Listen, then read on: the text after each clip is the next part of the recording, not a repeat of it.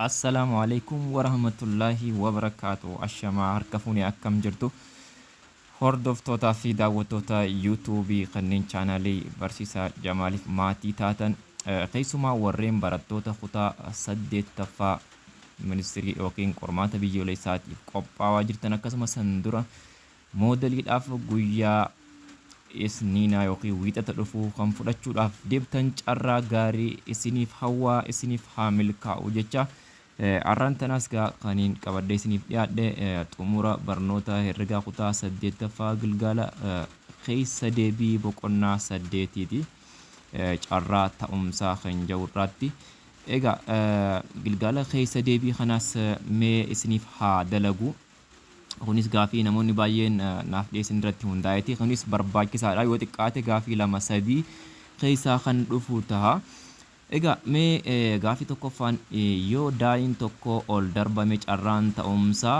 lakkoofsa 5 ta'uu barbaadi ja'a egaa daa'iin tokko yoo ol darbamu carraawwan 5 keessaa kan nutti argamu carraawwan 5 jahantu jira carraa jaha jira tokko carraa tokko ta'uu 2 ta'uu 3 ta'uu 4 ta'uu 5 ta'uu fi 6 ta'uuti jechuudha daa'ii jechuun walumaa gala danaa fuula 6 qabu jechuu akka ta'e kanaan dura dubbadheetiin ture kana keessaa gaa carraan amma waliigala isaa carraa waliigalaa as keessatti esiin 6tu jira haa ta'u immoo carraan lakkoofsa 5 carraan lakkoofsa 5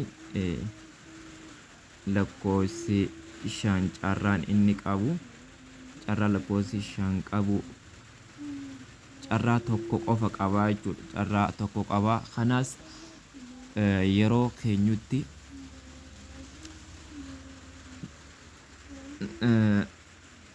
carraan ta'umsaa lakkoofsa 5 carraan ta'umsaa lakkoofsa 5 kun takka jala 6 jennaa jechuudha takka jala 6ti maaliif harka 6 keessaa harka tokko qabaa jechuudha carraan daa'ii tokko yeroo ol darbinu fuulli 5 san keessaa fuula 6 jiru keessaa fuulli 5 nu mul'achuu carraa tokko qabaa jechuudha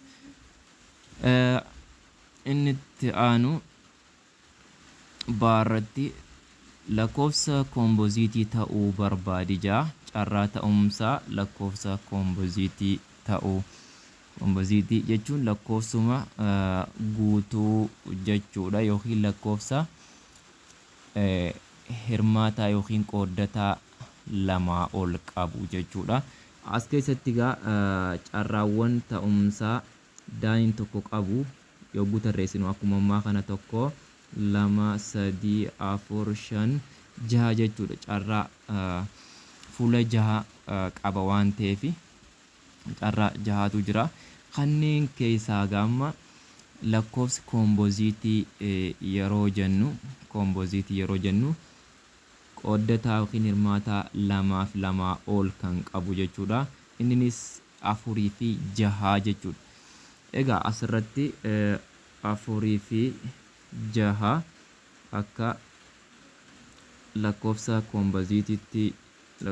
kompoziitiitti kan nuti fudhannu 4 fi 6 innis baay'inni isaa amma asirratti 2 waan ta'eef carraan ta'umsaa lakkoofsa kompoziitii 2 jala 6 jenna 2 jala 6 gujennu yeroo salphifnu takka jala 3 ta'a takka jala 3 ta'a jechuudha carraan ta'umsaa lakkoofsa kompoziitii ta'u itti aanee gaafichi maal jaa lakkoofsa 7 gadii ta'uu barbaadi carraa ta'umsa lakkoofsa 7 gadii egaa carraan ta'umsaa lakkoofsa 7 gadii lakkoofsa 7 gadi kan ta'u hundummaan isaatu carraan ta'umsaa caarratti jechuudha gaafiin inni gaafate hundummaan carraa ta'umsaa daa'ii tokko gaafa ol darbamuutu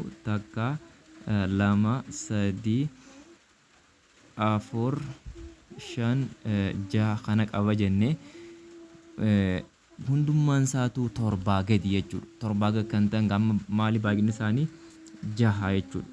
Takka 2 3 4 5 jaha. Baay'inni isaanii daa'in immoo fuula jaha qaba. Carraan ta'umsaa lakkoofsa torbaa gadi ta'uu kunis maal ta'a? Tokko ta'a jechuudha. Tokko ta'a. Hundummaan isaatu torbaa gadi akka inni ta'e beekamaadha waan ta'eef. Gaafuma tokkoffaa daa irratti ammoo maal jaa lakkoofsa jahaa ol ta'u carraa ta'umsaa lakkoofsa jahaa ol ta'u daa'in keenya gaa yeroo tarreessinu carraan ta'umsaa isaa takka 2 3 4 5 jahaa jennee akkuma fedhe yoo ta'e daa'in kun jahaa ol hin kutuu jechuudha. Jahaa ol hin dabru waan ta'eef carraan ta'umsaa amma lakkoofsi sun torbaa ol ta'uudha maal ta'a? 0 ta'a jechuudha. Torbaa ol ta'uun 0 ta'a waan ta'eef 0 jala jahaa yoo jenne maal ta'a? 0 ta'a jechuudha. Carraan ta'umsaa 0 ta'uudha. Carraan ta'umsaa torbaa ol ta'u 0 ta'a. Daa'in yeroo ol darbine tokko hanga jahaa keessaa tokko arganna waan ta'eef jechuudha. Tole gara gaaffii lammaffaatti yoon isin fidu gaaffii lammaffaan akkana ja'a.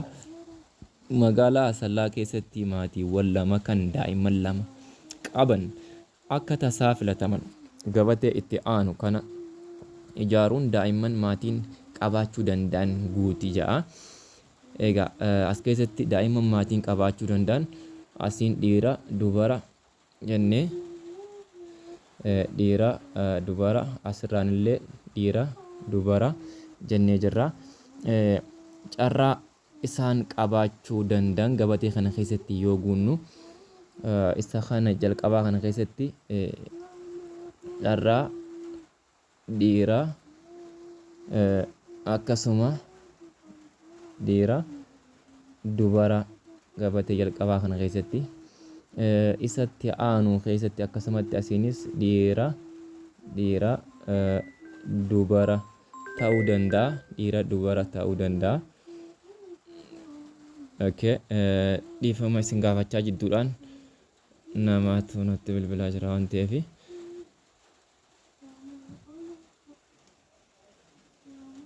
Tole asirratti gaa carraan ta'umsaa kan ijoollee maatiin kun qabaachuu danda'aniiti. Asirratti dhiira dubara jenne dhiira dubara asiinillee akkasuma dhiira dubara jenna. Isatti aanu irratti garuu dubara dhiira isa gabatee asiirra keessatti illee dubara dhiira jennaa jechuudha. Akka kanatti gabatee kana guunna. Gaaffii sadaffaa bira yoo dhufne daa'in lama al tokko yoo ol darbataman carraan ta'umsaa ida'amni isaanii ja'a ta'uu barbaadi ja'a. Carraa ta'umsaa ida'amni isaanii jaha ta'uu barbaadi ja'a. Egaa as keessatti amma daa'imman lama al tokkotti yoo ol darbataman carraan ta'umsaa ida'amni isaanii jaha ta'uu barbaadi ja'a. Egaa isaan kana tarreessuu nu barbaachisa. Mee tarreessuudhaan duratti gabateen tokko kan carraan ta'umsaa akka kanatti tarreeffame gara fuula jalqabaa irratti ni jira. Akka silaa nuti tarreessuu barbaannu sanitti jechuudha. Mee gabatee kana haa ilaallu. Egaa gabatee kana yoo ilaalle isa amma gaafatamne kanaaf furmaata ta'a jechuudha. Carraa daa'in lama al takkatti yoo ol darbataman carraan ta'umsa ida'amni isaanii jaha ta'uuti kan nu gaafatamne. Carraan ta'umsa ida'amni isaanii jaha ta'uu fakkeenyaaf amma asirratti takkaa fi takka yoo walitti hidhame lama kenna. Takkaa fi takka walitti hidhamee lama kenna. Akkasuma takkaa fi lama walii hidhamee 3 kenna. takkaa fi sadii afur kenna, takkaa fi afur shan kenna, takkaa fi shan jaha kenna, takkaa fi jaha torba kenna. Asirraa amma nuti kan nuti barbaannu bakka itti jaha uumamu qofa. Takkaa fi shan irratti jaha nuuf kennee jira. Akkasuma lamaa fi afur irratti illee jaha nuu kenna. Akkasuma sadii fi sadii irratti illee jaha nuuf kenna. Akkasuma afurii fi lama irratti illee jaha nuuf kenna. Akkasuma shanii fi takka irratti illee nuuf kenna. Akka kana jechuudha. Carraan ta'umsaa ida'amni isaanii jaha nuuf kan kennu yoo ilaallu jaha warreen nuuf kennan. Egaa akka kanatti yoo selekti keessaa goonu tokko, lama, sadii, afur, shan.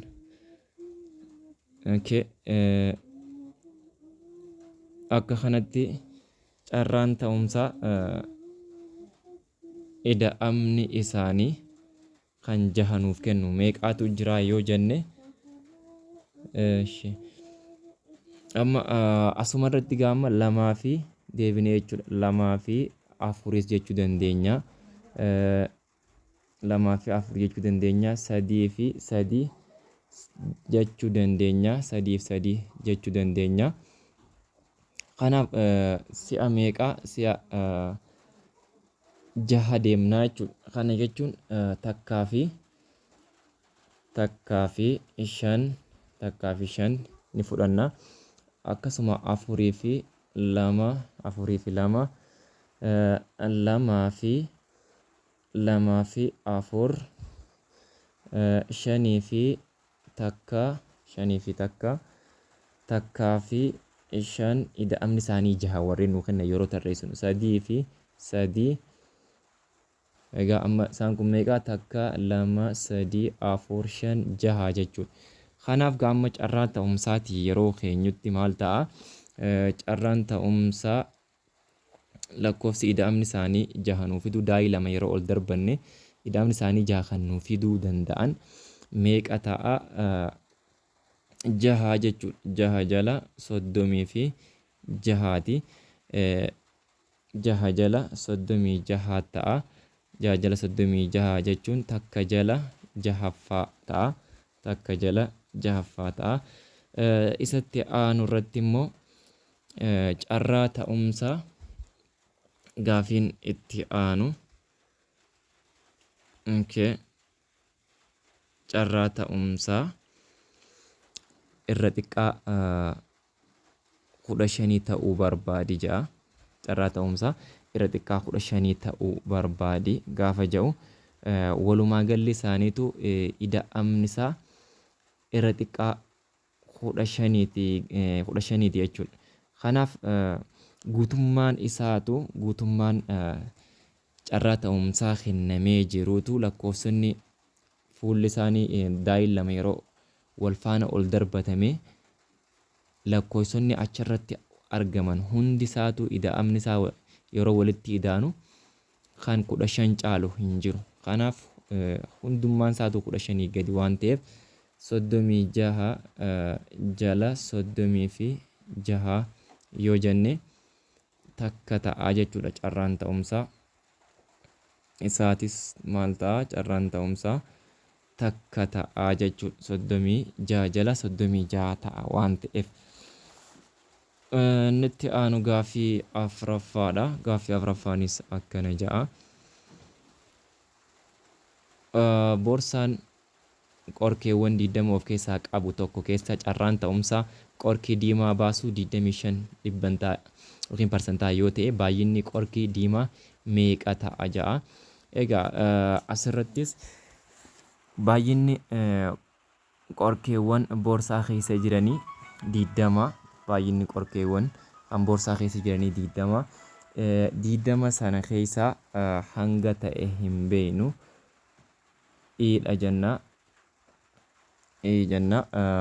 Dhibba keessaa garuu dhibbantaadhaan 25 akka ta'e ni beekna. tole kana yeroo walitti baay'ifnu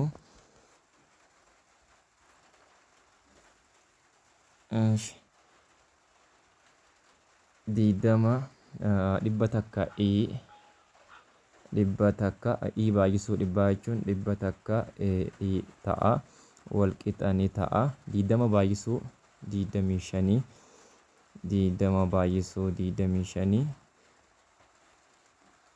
diidama baay'isuu 25 asii dhibba yookiin carraa ta'umsaa qorkee diimaati. Diidama baay'isuu 25 jechuun immoo dhibba 5 ta'a. Gama lachuutu dhibbaaf yeroo herrutti carraan ta'umsaa qorkee diimaa ta'uu 5 ta'a jechuudha. Carraan ta'umsaa qorkee diimaa ta'uutis meeqa ta'a? 5 ta'a. Kanaaf baay'inni qorkee diimaa meeqa? 5 jechuudha. Dhibbantaan immoo dhibbantaa 25. Baay'inni isaa qorkeewwan 20 san keessaa 5 ta'a jechuudha. Qorkeen biraa ammoo qorkee 15 ta'a yeroo kanatti jechuudha.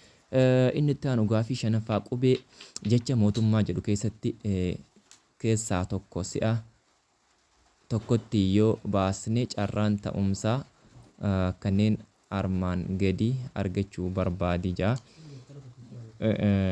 Qubee dubbifamaa carraa ta'umsaa qubee dubbifamaati gaamma. Qubeen dubbifamaan as keessa jiru yoo fudhanne waliigalli jecha mootummaa jedhuu kana keessatti jechuudha. Jecha mootummaa jedhu keessatti qubeen dubbachiiftuun asii yoo tarreessinu waliigalli jecha mootummaa jedhu ammoo qubee 9 kan qabudha. Qubee 9 kan qabu kana keessaa jechi mootummaa jedhu kana keessatti qubeen dubbachiiftuun osoo hin taane dubbifamaan jechuudha. Taa ammallee qubeewwan 4tu jira. Qubeen dubbifamaan 4tu jira. Kanaaf carraan ta'umsaa amma qubee dubbifamaa gaafa jennu irratti kan gaafatamne 4 jala waliigalli isaa 9 waan ta'eef 4 jala 9 jennaa jechuudha. 4 jala 9 ta'a. Akkasuma irratti kan gaafatamne qubee maadha. Carraa ta'umsa qubee baay'inni qubee maa as keessatti 3 jira waan ta'eef 3 jala baay'inni waliigalaa jecha mootummaa jedhu 9 waan ta'eef innis yeroo salphatu 3 takka ta'a. 9 3 ta'a. Takka jala 3 ta'a jechuudha. Inni itti aanu caarratti qubee dubbachiiftuudha. Inni jalqabaa qubee dubbifamaa ture.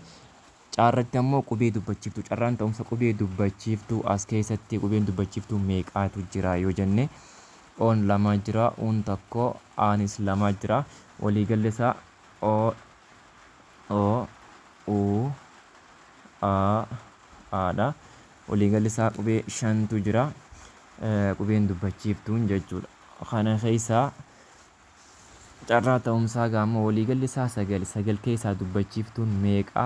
5tu jira waan ta'eef 5 jala 9 ta'a jechuudha. 5 jala 9 ta'a. Daarratti ammoo carraa ta'umsa qubee aati. Qubee aan 2 jira. Qubee aan 2tu jira waan ta'eef 2 jala 9 ta'a jechuudha. Kunis carraan ta'umsaa isaa 2 jala 9 ta'a. Inni itti aanu gaaffii 6ffaadha. Gaaffii 6ffaanis akkana ja'a. Daa'imman 2 al tokkotti yoo ol darbataman carraan ta'umsaa ida'amni lakkoofsota ol garagalanii kanneen armaan gadi ta'uu barbaadi jaa. Carraan ta'umsaa walitti ida'amuu lakkoofsi walitti ida'amu 7 ta'uu barbaadi jaa. Lakkoofsi walitti ida'amee ida'amni isaa 7 nuu kennuu danda'u yeroo daa'imman 2 darbataman. Daa'imman 2 yoo ol darbataman carraan ta'umsaa 7 ta'uu kan danda'ani. Fakkeenyaaf takkaa fi 6, 2 fi 5, 2 fi 5, 3 fi 4, 3 fi 4, 6 fi takka, ammas 5 fi 2, 4 fi 2 kunneen walitti ida'amee ida'amni isaanii 7 ta'uu kanneen danda'an. Baay'inni isaatu meeqa jenne takka lama sadii afur shan jaha jechuudha. Haa ta'u waliigalli isaa immoo 36 36 keessaa jaha yoo ta'e carraan ida'amni isaa 7 ta'u takka jala jaha ta'a jechuudha. Takka jala jaha ta'a. Akkasuma carraan ta'umsaa ida'amni isaanii lakkoofsa 5 ta'uuti. Carraan ta'umsaa lakkoofsa ida'amni isaanii lakkoofsa 5 ta'uu barbaadi jaa. Egaa carraan ta'umsaa lakkoofsa 5 ta'uutis takkaa fi afur lamaa fi sadii akkasuma sadii fi lama afurii fi takka kunneen yoo walitti ida'aman jechuudha. Ida'amni isaanii 5 kunis 5 kunis 5 kunis 5 ta'a jechuudha. Kanaaf ida'amni isaanii kan walitti ida'ame 5 nuu kennuu danda'u. Baay'inni isaa meeqaa jira? 4tu jira. Waliigalli isaa immoo 36 keessaa 4 jennaani. 4 yoo irru takka ta'a. Akkasuma 36 4 hogguu irru 9 ta'a jechuudha. Kanaaf carraan ta'umsaa lakkoofsi walitti ida'amu daa'ii lama yeroo ol darbanne lakkoofsi walitti ida'amu 5 kan nuu kennu takka jala 9 ta'a jechuudha. Inni itti aanu carraa ta'umsaa walitti ida'amu lakkoofsi daa'ii lamaa yeroo walitti ida'amu takka nuuf kennu. Kunis lakkoofsi walitti ida'ame takka nuuf kennu hin jiru jechuudha. Walitti ida'ame takka kan nuuf kennu hin jiru. Inni kanaaf carraan ta'umsaa asirratti 0 ta'a jechuudha. 0 jala 36 jechuun 0 ta'a waan ta'eef. Akkasuma carraa ta'umsaa daa irratti 10 ol kanneen nuuf kennanii 10 ol kanneen nuuf kennan carraan ta'umsaa daa'ii lama yeroo ol darbannu 10 ol kan nuuf kennuu danda'an akkaataan tarreeffama isaa akkuma reefu laallisan yoo ta'u asirratti akka 2 3 4 5 6 jennee daa'ii lama ol darbanna waan ta'eef asinis takka 2 3 4 5 6 yoo jenne kanneentu walitti ida'amaa deemaa jechuudha. Fakkeenyaaf asirratti amma kan 10 ol nuuf dhufuu danda'u 5 fi 6 yoo walitti ida'ane 10 takka ta'a jechuudha. Asii 10 takka arganna. Akkasumallee 6 fi 5 yoo walitti ida'ane 10 takka arganna. Akkasumallee 6 fi 6 yoo walitti ida'ane 12 arganna. Kanaaf carraan ta'umsaa meeqaatu jira yoo jenne 3tu jira jechuudha. Kanaaf waliigalli isaa immoo 36 akkanatti as keessatti walitti ida'ane takkaa fi takka yoo walii ida'ane 2 arganna. Takkaa fi 2 yoo walii ida'ane 3 arganna. Takkaa fi 3 yoo walitti ida'ane 4 arganna. Takkaa fi 4 yoo walii ida'ane 5 arganna. Takkaa fi 5 walii ida'ane 6 arganna. Takkaa fi 6 walii ida'ane 7 arganna. Akka kanatti 36 as jidduutti arganna jechuudha. Eega kana ta'e amma asirratti carraan ta'umsaa lakkoofsa 10 ol ta'u meeqaatu jira? 3 jala 36 jechuun takka jala 12 ta'a jechuudha. Takka jala 12 ta'a. Inni itti aanu gaaffii torbaffaadha. Gaaffii torbaffaanis akkana ja'a. Boorsaan asirratti fakkiidhaan mul'atu kun kubbaa daa'immanii halluu diimaa takka, cuquliisa takkaa fi keelloo lama of keessaa qaba. Kubbaan tokko akka tasaa yoo keessaa fuudhame kubbaan kun carraa ta'umsaa halluu diimaa ta'uu meeqa qaba? Carraa ta'umsaa halluu cuquliisa ta'uu meeqa qabaa fi halluu keelloo ta'uu meeqa qaba ja'a. Egaa asirratti waliigalli kubbaatis yoo ilaallu 4tu jira. Haa ta'u immoo carraan diimaan qabu takka qofa.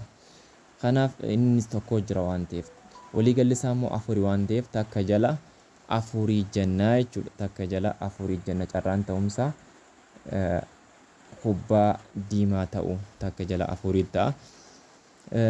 Akkasuma carraan ta'umsaa kubbaan sun cuquliisa ta'u cuquliisni takkaa jira waan ta'eef kunis takka jala 4 ta'a. Takka jala afurii ta'a. Akkasumas carraan ta'umsaa kubbaan kun keelloo ta'uu carraan ta'umsaa keelloo ta'uu keelloo lama jira waan ta'eef carraan ta'umsaa keelloo ta'uu lama jala afuriiti. Lama jala afurii jechuun takka jala lama ta'a. Takka jala lama ta'a. Kun akka kana ta'a jechuudha.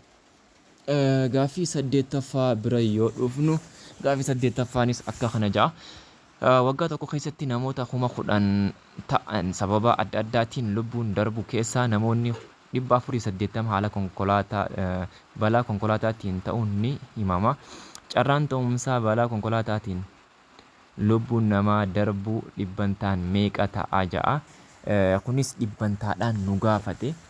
Haa ta'u asirratti waliigallee namoota hanga namoota 10,000ti kan balaadhaan darbu jechuudha. Waliigalli isaanii gara namoota 10,000ti kan lubbuun isaanii waggaatti darbu jechuudha. San keessaa balaa konkolaataatiin kan darbu lubbuun isaanii namoota 480 jechuudha. Amma kana dhibbantaadhaan nu gaafate. Haa ta'u 10,000 keessaa 480 yoo ta'e dhibba keessaa meeqa ta'a jenna. Dhibba keessaa meeqa ta'a jechuun jijjiiramaadhaan bakka buusuu dandeenya. Kana booddee waliif baay'ifna.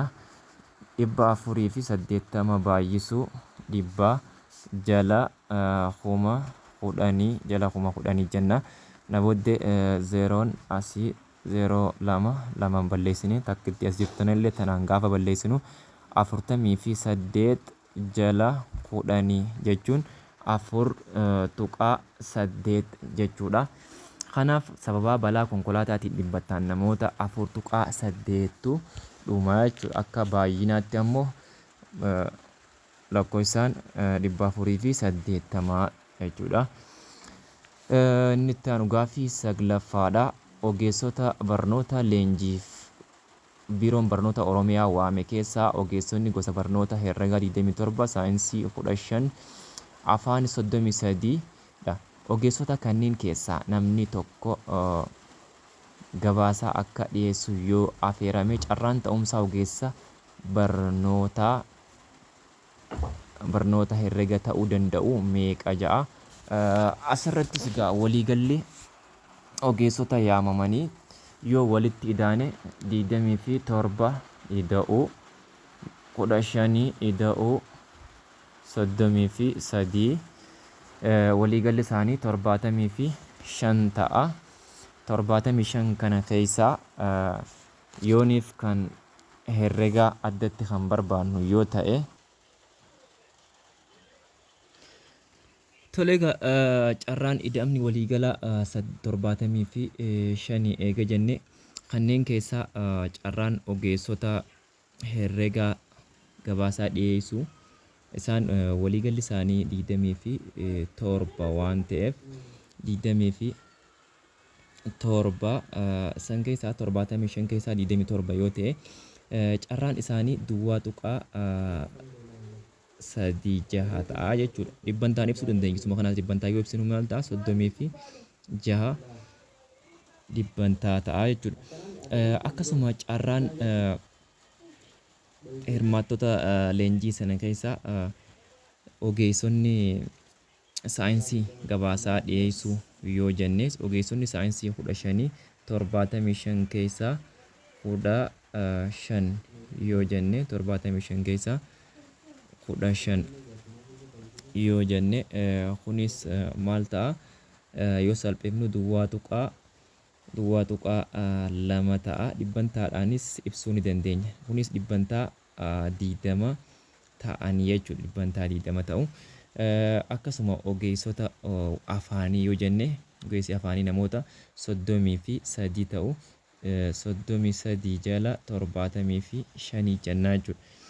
33 jala 75 yeroo jennu kunis desimaalidhaan hogguu ibsinu duwwaa tuqaa 4 ta'a. Kunis gara parsantaatti yoo deebifnu parsantaa afurtamii afur ta'aa jechuudha. Kanaaf gaafiin A irratti gaafatame kana B irratti C irratti kan gaafatame akka kana ta'aa jechuudha. Gaafii saglaffaadhaaf jechuudha.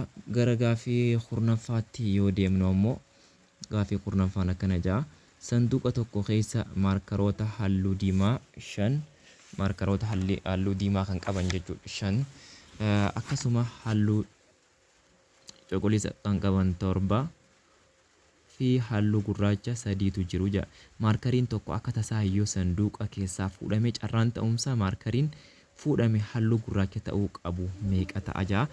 Egaa kanaas maarkaroota hunda yoo walitti idaane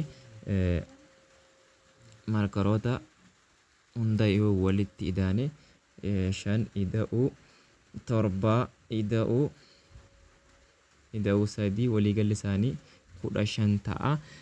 Kanneen maarkaroota 15 ta'an kana keessaa halluu gurraacha carraan halluu gurraacha ta'uudha. Carraan halluu gurraacha ta'uu kan qabu. Halluun gurraachi waliigalli halluu gurraachaa meeqa jenne 3 jenne 3 jala 15 jenna waliigalli isaanii 15 waan ta'eef 3 jala 15 jechuun gara biraa takka jala 5 jechuudha. Takka jala 5 jechuun gara biraa duwwaa tuqaa 2 jechuudha gaafa deesimaalitti deemnu. Kanaas dhibbantaadhaan kaa'uu dandeenya. Dhibbantaadhaan yoo keenyu 20% ta'a gaafii Aadhaaf kana. Gaafii Baan ammoo halluu diimaa ta'uu qabu. Carraa ta'umsaa halluu diimaa ta'uu qabu yoo tokko akka carraa kan fudhannu yoo ta'e carraan halluun diimaan waliigalli isaanii meeqa jenne 5 jala 15 waliigalli halluuwwan maarkaroota sadiin yeroo walitti hidhamanii 15 waan ta'eef 5 jala 15 yoo jenne karaa biraa takka jala 3 jechuudha. Takka jala 3 ta'aa jechuudha gaafa gara dhibbantaadhaan gaafa isuma kana dhibbantaan ibsuullee ni dandeenya. Dhibbantaan ibsuudhaaf isuma kana maaliin baay'ifnaa? Dhibbaan baay'ifnaa. 33 tuqaa 3 ta'a jechuudha dhibbantaatti gaafa deebifnus. Gaafii Baadhaaf kana yoo ta'u caarratti yoo dhufne carraan ta'umsaa halluu cuquliisa ta'uudha. Cuquliisni waliigalli isaa 7 jira. 7 jala 15 yoo jenne 7 jala 15 jechuunis kun salphachuu hin danda'u. Akkuma kanatti dhiisuu ni dandeenya jechuudha. Kanaaf 7 jala 15 taha. 7 jala 15 halluun cuquliisa kan qabuuti. Inni itti aanu gaafii 11ffaadha. Gaafiin 11ffaanis akkana ja'a. Daa'iiwwan lama wal faana yoo ol darbaman carraan ta'umsaa ida'amni lakkoofsota fuulota ol garagaliin hiramaa 3 fi hiramaa 5 ta'uu hiramaa 5 fi hiramaa 3 fi 5 ta'uu meeqa ta'a jaa. Egaa asirrattis daa'iiwwan lamaatu wal faana ol darbama. Isaan keessaa carraan ta'umsaa kan ol darbamu kana keessaa yeroo walitti hidhaman hiramaa 3 ta'uu akkasuma hiramaa 5 ta'uu meeqa ja'a. Fakkeenyaaf kanneen hiramaa 3 ta'an takkaa fi 2 hiramaa 3 ni ta'a. Akkasuma takkaa fi 5 hiramaa 3 ni ta'a. 2 fi takkaas hiramaa 3 ni ta'a. Akkasuma 2 fi 4 hiramaa 3ti. 3 fi 3 hiramaa 3. Akkasuma 3 fi 6 hiramaa 3ti. 4 fi 2 hiramaa 3ti. 4 fi 5 hiramaa 3. Akkasuma 5 fi takkalleen hiramaa 3ti. 5 fi 4 hiramaa 3. Akkasumallee 6 fi jaha fi sadiis iramaa sadii, jaha fi jaas iramaa sadiiti. Kunneen baay'inni isaanii meeqa yoo jenne tokko lama sadii afur shan jaha torba saddeet sagal kudhan kudha takka kudha lama jechuudha. Baay'inni kanneen ida'amni isaanii sadiif hiramuu danda'anii meeqa kudha lama jechuudha.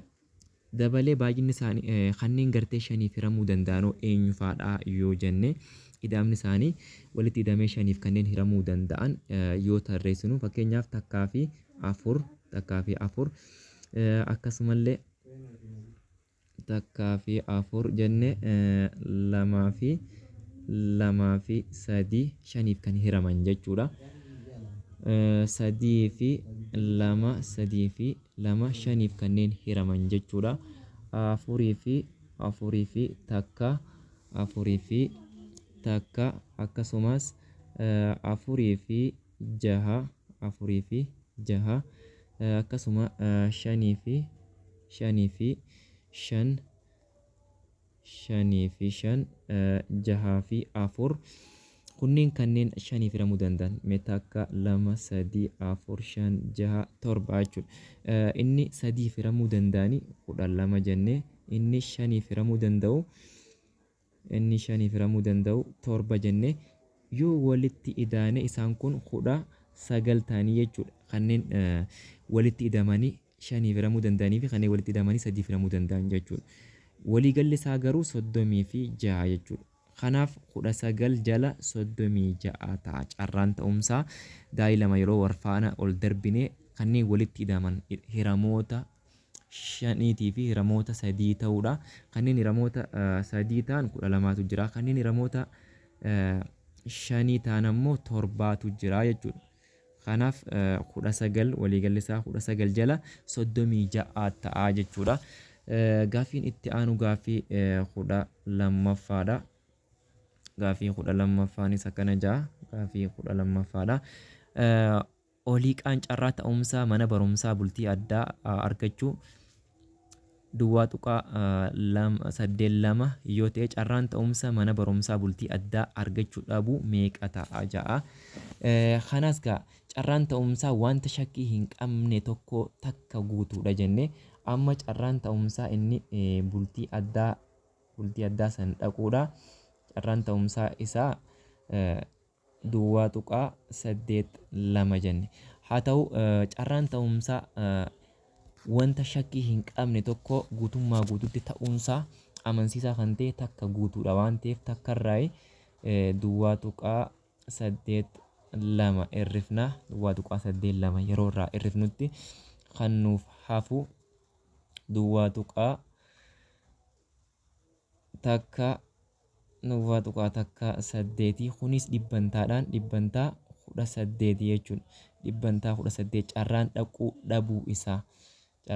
dhabuu isaa meeqa dhibbantaa 18 ta'a jechuudha. Carraan dhaquu isaa immoo dhibbantaa 82 yookiin duwwaa tuqaa 82 ta'a jechuudha. Tole egaa barnoota herregaa kutaa 8ffaati kan hanga ammaa ilaalaa jirru gilgaala keessa deebii boqonnaa 8ti. Kunis asumarratti xumurra har'aaf asumarratti nuuf haa gahu. Yerootti anutti gaafii qormaataaf isin qopheessan qabadhee kan isiniif dhiyaadhu ta'a.